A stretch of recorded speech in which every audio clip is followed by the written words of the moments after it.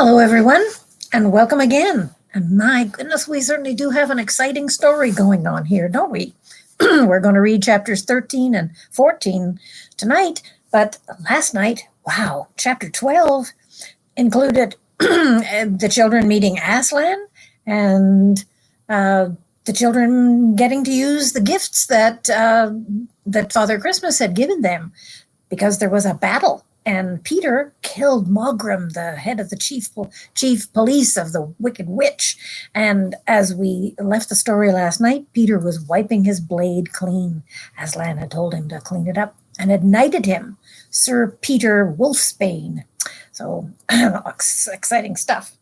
This one is even more exciting, and it's called Deep Magic from the Dawn of Time. Now we must get back to Edmund. When he had been made to walk farther than he had ever known anyone could walk, and the witch had at last halted in a dark valley all overshadowed with fir and yew trees, Edmund simply sank down and lay on his face, doing nothing at all and not even caring what was going to happen to him, provided they would just let him stay still. He was too tired to even notice how hungry and thirsty he was. The witch and the dwarf were talking nearby in low tones. "No," said the dwarf, "it's no use now, O Queen. They must have reached the stone table by now." "Perhaps the wolf will smell us out and bring us news," said the witch. "It can't be good news if he does," said the dwarf. "4 thrones at Cair Paravel," said the witch. "What if only 3 are filled? That would not fulfill the prophecy." "But what difference would that make now that he is here?" said the dwarf. He did not dare even now to mention the name of Aslan to his mistress. "But he may not stay long, and then we could fall upon the 3 at Cair." "Yet it might be better," said the dwarf, "to keep this one," and here he kicked Edmund, "for bargaining with." "Yes, and have him rescued," said the witch scornfully. "Then we'd better do what we have to do at once," said the dwarf. "I would like to have done it at the stone table," said the witch. "That is the proper place. That's where it has always been done before." "It'll be a long time now before the stone table can be put to its proper use," said the dwarf. "True," said the witch. "Well then, I will begin." And at that moment, with a rush and a snarl, a wolf rushed up to them. "I have seen them," he said. "They are all at the stone table with him. They have killed my captain Mogrim. I was hidden in a thicket, and I saw it all. One of the sons of Adam has killed him. Fly, fly!" "No," said the witch, "there would be no need of flying. Go quickly, summon all our people to meet me, and meet me here as speedily as they can. Call out all the giants and the werewolves and the spirits of those trees who are on our side. Call the ghouls and the bogles and the ogres and the minotaurs. Call the cruels and the hags and the specters and all the people of the toadstools. We will fight." "What? I have still my wand. Will not their ranks turn into stone even as they come on? Be off quickly. I have a little thing to finish here while you are away." And the great brute bowed its head, turned, and galloped away. "Now," she said, "we have no table. Let me see. We had better put it against the trunk of a tree." Edmund found himself being roughly forced to his feet, and then the dwarf set him with his back against a tree and bound him fast. He saw the witch take off her outer mantle. Her arms were bare underneath it and terribly white. Because they were so very white, he could see them, but he couldn't see much else. It was so dark in this valley under the dark trees. "Prepare the victim," said the witch. And the dwarf undid Edmund's collar and folded back the shirt at the neck. Folded it back so that his neck showed. Then he took Edmund's hair and pulled his head back so that he had to raise his chin.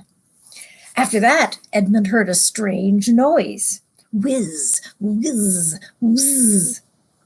For a moment he couldn't think of what it was. Then he realized it was the sound of a knife being sharpened. At that very moment he heard loud shouts from every direction, a drumming of hoofs, a beating of wings, a scream from the witch, and then confusion all around him. And then he found he was being untied. Strong arms were around him, and he heard big, kind voices saying, "Let him lie down. Get him something to drink. Here, drink this. Steady now. You'll be all right in a minute." Then he heard the voices of people who were not talking to him, but talking to one another. And they were saying things like, "Who's got the witch? I thought you had her. I didn't see her after I knocked the knife out of her hand. I was after the dwarf. What do you mean she's escaped? A chap can't mind everything at once. What's that? Oh, sorry, it's just an old stump." But at this point, Edmund went off in a dead faint. Presently, the centaurs and unicorns and deer and birds, there were, of course, the rescue party which Aslan had sent off in the last chapter, they all set off to go back to the stone table, carrying Edmund with them. But if they could have seen what happened in that valley after they had gone, I think they might have been very surprised. It was perfectly still, and presently the moon grew bright. And if you had been there, you would have seen the moonlight shining on an old tree stump and on a fair-sized boulder. But if you had gone on looking, you would begin to think that there was something odd about both the stump and the boulder. And next you would have thought that the stump really did look like a little fat man crouching on the ground. And if you had watched long enough, you would have seen the stump walk across to the boulder and the boulder sit up and begin to talk to the stump. For in reality, the stump and the boulder were simply the witch and the dwarf. For it was part of her magic that she could make things look like what they aren't. And she had the presence of mind to do so at the very moment that the knife was knocked out of her hand. And she had kept hold of her wand, too, so that had been kept safe as well. When the other children woke up next morning, they had been sleeping on piles of pillows in the pavilion. The first thing they heard from Mrs. Beaver was that their brother had been rescued and brought into the camp late last night, and was at that moment with Aslan. So as soon as they had had their breakfast, they all went out, and there they saw Aslan and Edmund walking together in the dewy grass apart from the rest of the court. There is no need to tell you, and no one ever heard, what Aslan was saying, but it was a conversation that Edmund never forgot. As the others grew nearer, Aslan turned to meet them, bringing Edmund with him. "Here is your brother," he said, "and there is no need to talk to him about what is past." Edmund shook hands with each of the others and said to them each in turn, "I'm sorry." And everyone said, "That's all right." And then everyone wanted very hard to say something which would make it clear that they were all friends with him again, something ordinary and natural, and of course, nobody could think of anything in the world to say. But before they had time to feel really awkward, one of the leopards approached Aslan and said, "Sire, there is a messenger from the enemy who craves an audience." "Let him approach," said Aslan. The leopard went away and soon returned leading the witch's dwarf. "What is your message, son of Earth?" asked Aslan. "The Queen of Narnia and Empress of the Lone Islands desires safe conduct to come and speak with you," said the dwarf, "on a matter which is as much to your advantage as to hers." "Queen of Narnia, indeed," said Mr. Beaver. "Of all the cheek!" "Peace, Beaver," said Aslan. "All names will soon be restored to their proper owners. In the meantime, we will not dispute with them. Tell your mistress, son of Earth, that I grant her safe conduct on the condition that she leaves her wand behind at that great oak."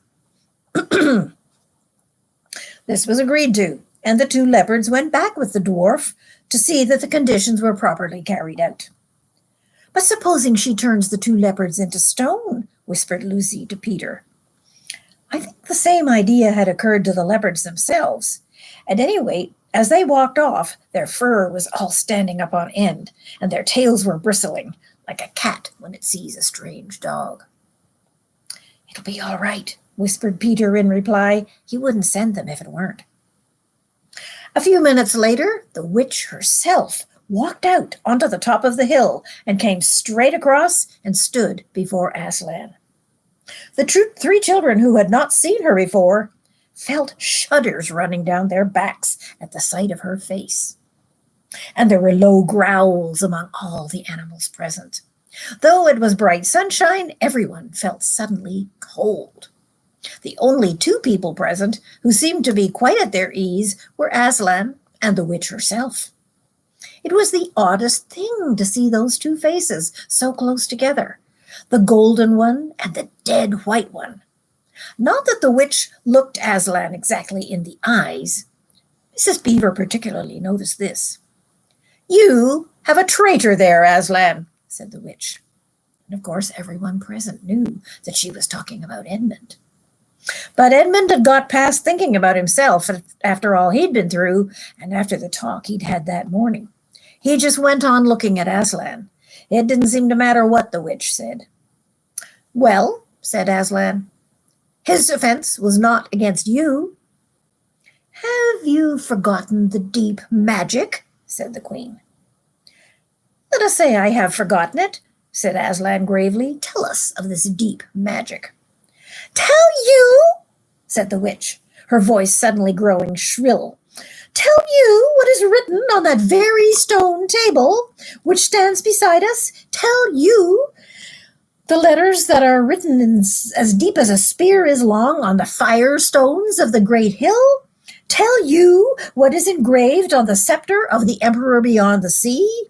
You, at least, know the magic which the emperor put into Narnia at the very beginning. You know that every traitor belongs to me as my lawful prey, and that for every treachery I have a right to kill." "Oh," said Mr. Beaver, "so that's how you came to imagine yourself a queen, because you were the emperor's hangman. I see." "Peace, Beaver," said Aslan, with a very low growl. "And so," continued the witch, "that human creature is mine. His life belongs to me. His blood is my property." "Come and take it then," said the bull with a man's head in a great bellowing voice. "You fool," said the witch with a savage smile that was almost a snarl. "Do you really think your master can rob me of my rights by mere force? He knows the deep magic better than that. He knows that unless I have blood, as the law says, all Narnia will be overturned and perish in fire and water." "It is very true," said Aslan. "I do not deny it."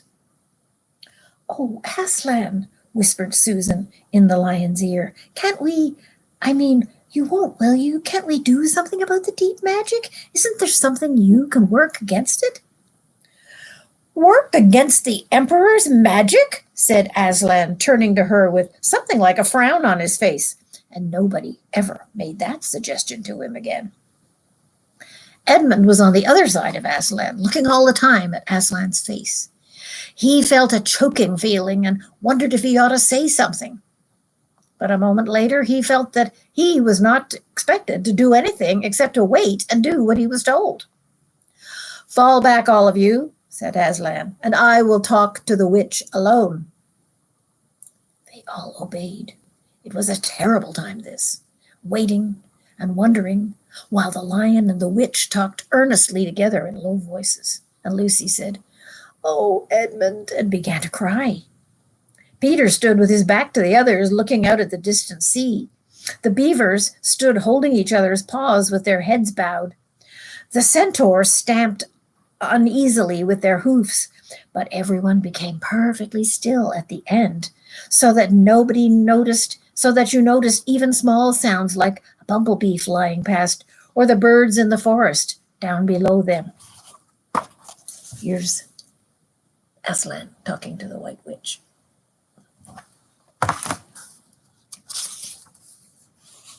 And still the talk went on between Aslan and the White Witch. And at last they heard Aslan's voice. "You can all come back," he said. "I have settled the matter.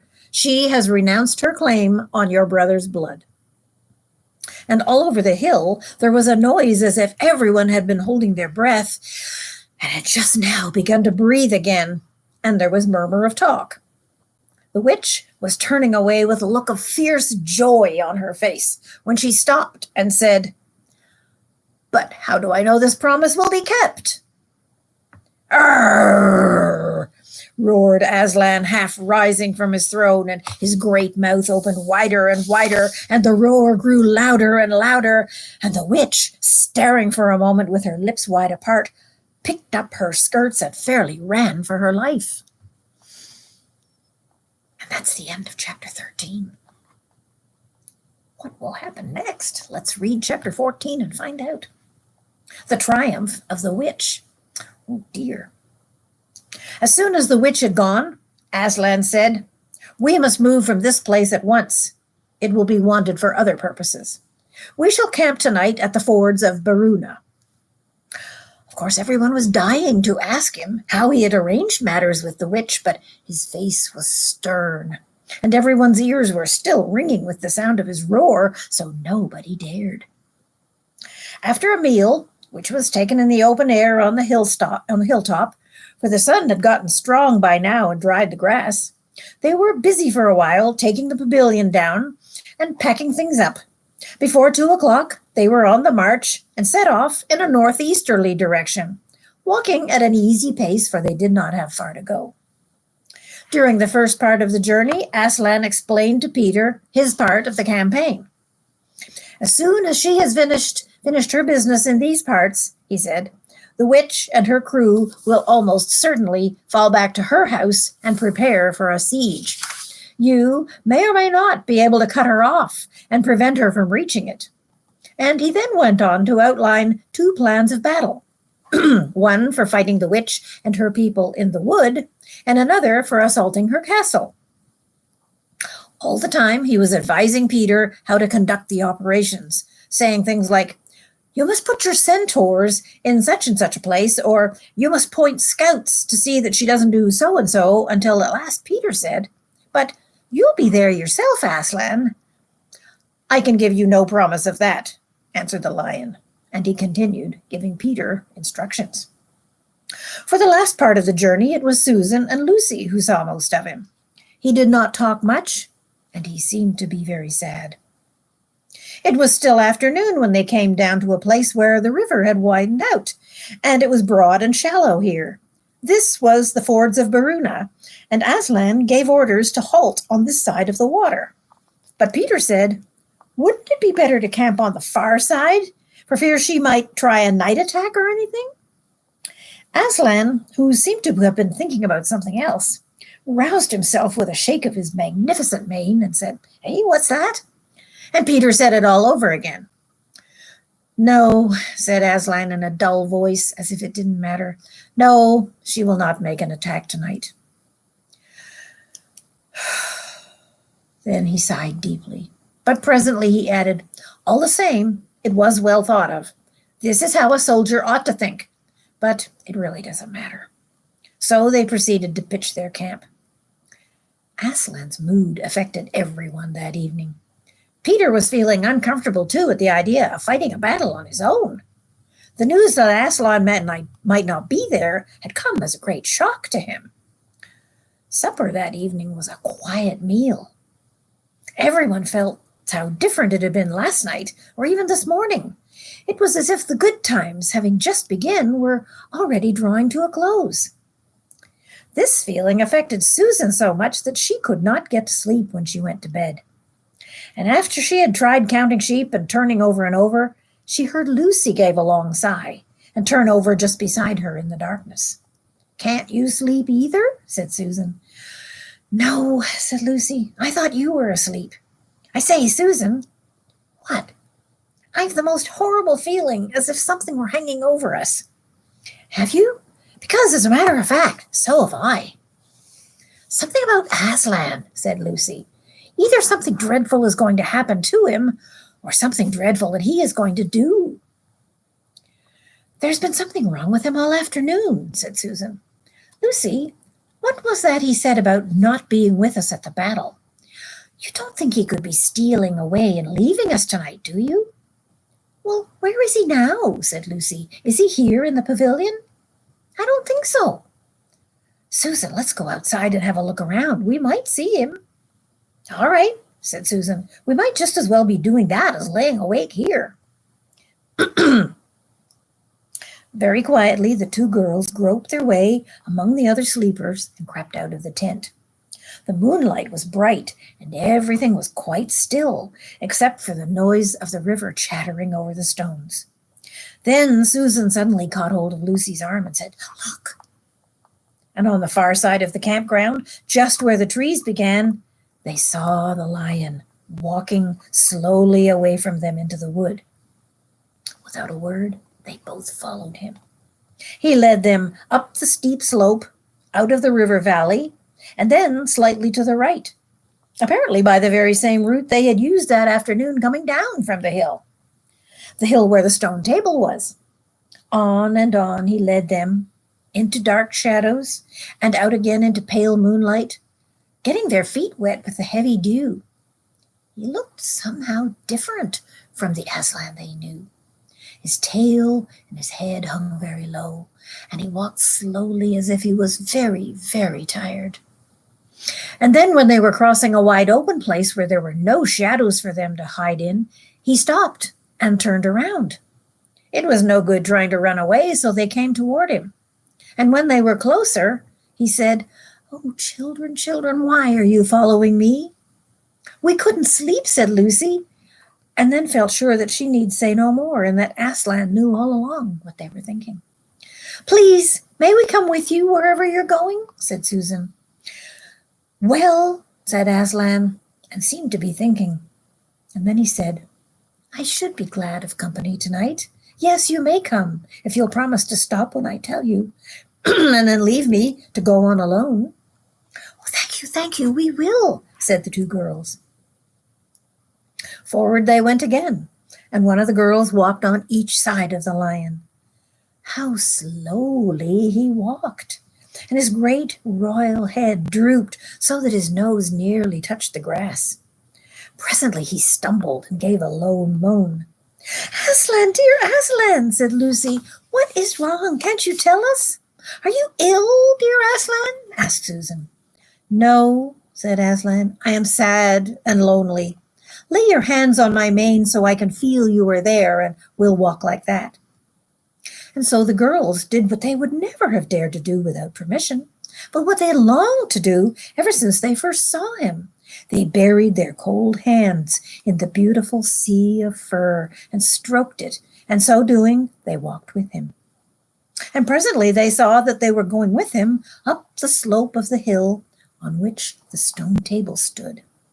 They went up the side where the trees came furthest up, and when they got to the last tree, it was one that had some bushes around it, Aslan stopped and said, Children, here, you must stop. And whatever happens, do not let yourselves be seen. Farewell. And both of the girls cried bitterly, though they hardly knew why, and clung to the lion and kissed his mane and his nose and his paws and his great sad eyes. And then he turned from them and walked out onto the top of the hill. And Lucy and Susan, crouching in the bushes, looked after him, and this is what they saw. A great crowd of people was standing all around the stone table, and though the moon was shining, many of them carried torches which burned with evil-looking red flames and black smoke. But such people, ogres with monstrous teeth, and wolves and bull-headed men, spirit of evil trees and poisonous plants, and other creatures whom I won't describe, because if I did, the grown-ups would probably not let you read this story. Cruels and hags and incubuses and wraiths, horrors, sprites, woozes and ettins. In fact, here were all those who were on the witch's side and whom the wolf had summoned at her command. And right in the middle, standing by the table, was the witch herself. A howl and gibber of dismay of dismay went up from the two creatures when they first saw the great lion pacing toward them, and for a moment even the witch herself seemed to be struck with fear. Then she recovered herself and gave a wild, fierce laugh. "The fool!" she cried. "The fool has come! Bind him at last, and bind him fast!" Lucy and Susan held their breaths, waiting for Aslan's roar and his spring upon his enemies. But it never came. 4 hags, grinning and leering, yet also at first hanging back and half afraid of what they had to do, had approached him. "Bind him, I say," said the witch. The hags made a dart at him and shrieked with triumph when they found that he made no resistance at all. The others, evil dwarfs and apes, rushed in to help them, and between them they rolled the huge lion over onto his back and tied all his 4 paws together, shouting and cheering as if they had done something brave. Although, had the lion chosen, one of those paws could have been the death of them all. But he made no noise, even when the enemies, straining and tugging, pulled the cords so tight that they cut into his flesh. And then they began to drag him toward the stone table. Here's this horrible picture for you to see. Can you see Aslan on his back there with ropes around his paws and a rope around his nose to keep his jaws shut tight? And the witch standing on top of the stone table there in triumph while all her wicked helpers there are dragging him toward the stone table. Ooh, what an awful sight.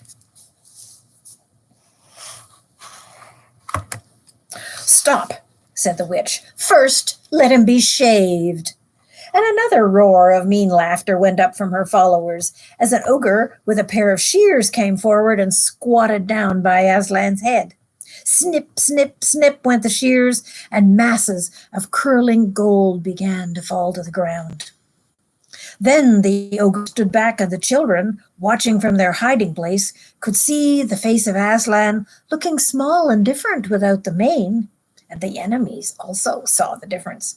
"Why, he's only a great cat, after all." "Is that what we were afraid of?" said another. And they surged around Aslan, jeering at him, saying things like, "Puss, puss, puss," and how many mice have you caught today, cat? And would you like a saucer of milk, pussy?"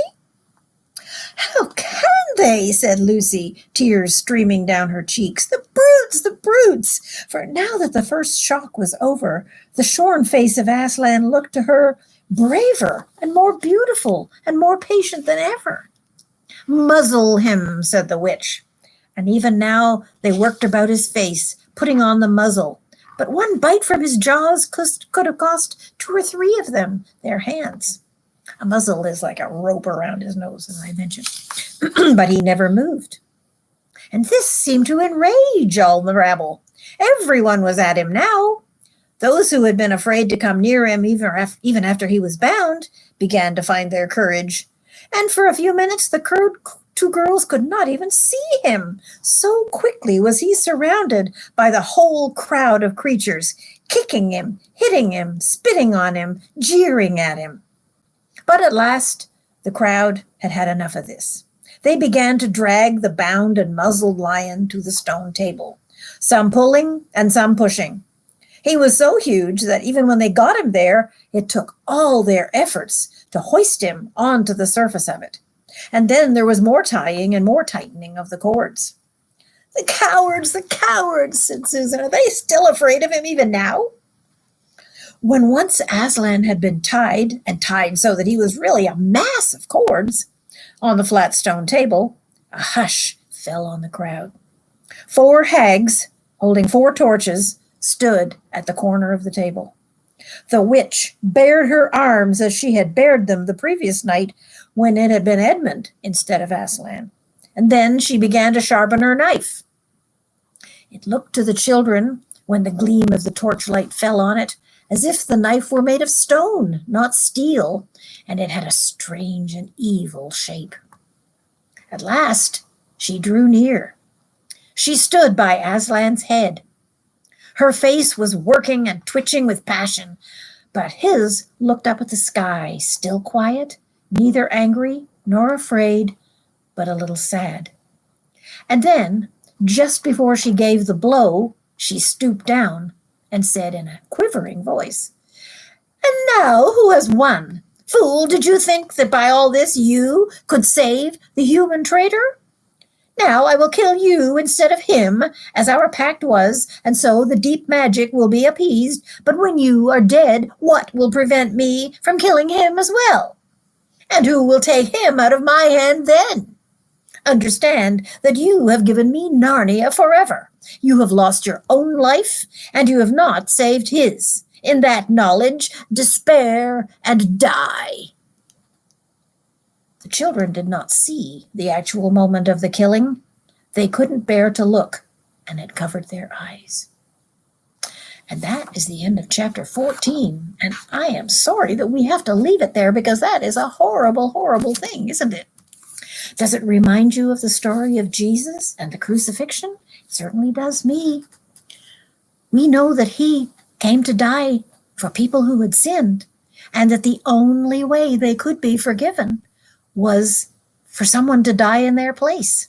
That's what Aslan's doing here. He's dying in Edmund's place so that Edmund doesn't have to die. But thankfully, the Lord Jesus didn't just die for one person. He died for all the people who would believe in him and who would repent of their sins and ask for his forgiveness. And the end of this story is not yet, but I did want you to pay attention to just what's going on here and what C.S. Lewis had in his mind when he was drawing this picture of Aslan, a picture of Jesus submitting himself to the evil, evil schemes of the devil, and why he did it. Let's come back for chapter 15, please. I'll see you all then. Meanwhile, I hope you'll have a wonderful time, and please join me again for the next 2 chapters. Good night.